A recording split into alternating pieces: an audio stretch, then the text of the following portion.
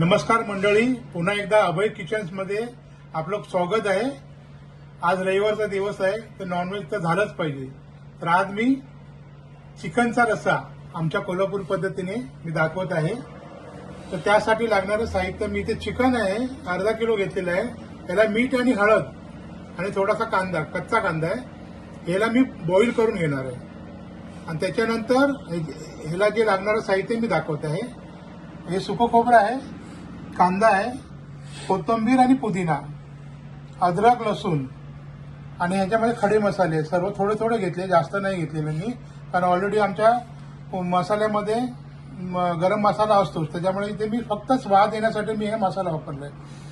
तर हे सर्व मी भाजून त्याचा मी ग्राइंड करणार मिक्सरमध्ये। त्याच्यानंतर तुम्हाला मी कसं फोडणी द्यायचं ते, तुम्हाला रस्सा कसा बनवायचा ते दाखवणार आहे।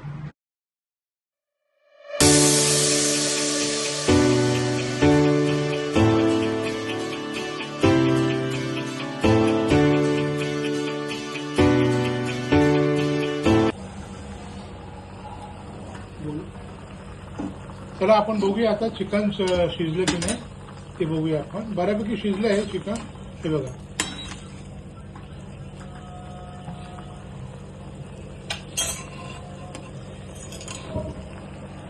हे बघा चिकन शिजत आलेलं आहे, म्हणजे शिजलेलंच आहे ते चिकन। हे बघा, हे बघा चिकन शिजलेलं आहे।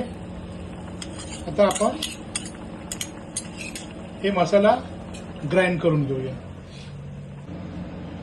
चला आपण आता चिकनच्या रस्स्याला आपण तयारी पूर्ण झालेली आहे। हा वाटप आहे, मी तुम्हाला त्या मगाशी दाखवल्याप्रमाणे कांदा खोबऱ्याचं सर्व, आणि आमचा कोल्हापुरी मसाला आहे। थोडा कांदा मी फोडणीला टाकणार आहे, आणि मी तिखट आणि थोडंसं फिक्कं म्हणजे बिन तिखट मी टाकून न करणार आहे, आणि एक तिखट करणार आहे। चला आपण रेसिपीला सुरुवात करूया। तेल गरम झालेलं आहे, कांदा टाकलेला आहे, इकडे पण मी कांदा टाकत आहे। दोन्ही रेसिपी मी एकदमच करत आहे।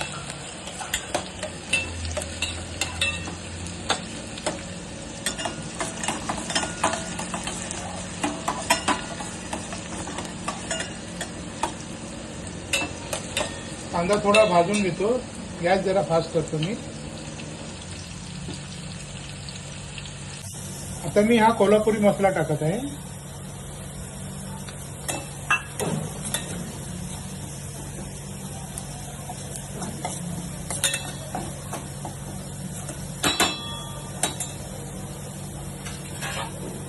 आणि ह्यामध्ये वाटलेलं वाटप आहे, आपलं फिक्कं आहे, त्यात थोडं टाकायचं। त्याच्यामध्ये काही टाकायचं नाही, फक्त हे वाटप टाकायचं।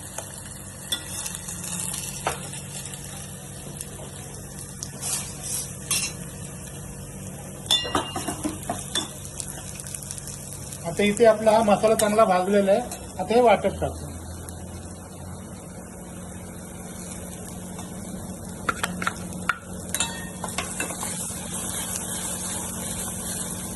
चांगलं परतून घेऊ। इकडे हे पण असं परतून झालेलं आहे, थोडंफार चांगलं भाजून दे याला पण। गॅस मिडियम आहे।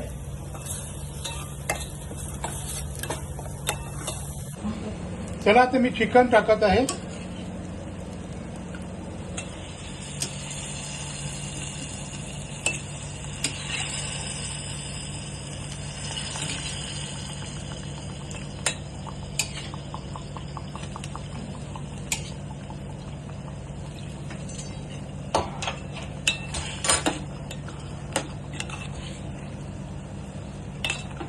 आणि हे मसाल्याचंच पाणी आहे वाटपाचं, हे मी थोडं टाकत आहे। गरम पाणी आहे, गरम पाणी नेहमी टाकायचं।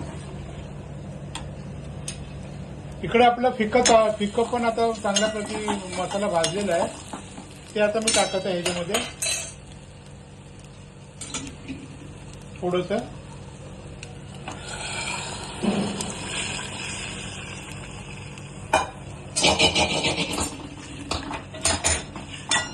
चला आता हे ऑलमोस्ट झालेलं आहे फोडणी देऊन। आता त्याला उकळी येऊन दे।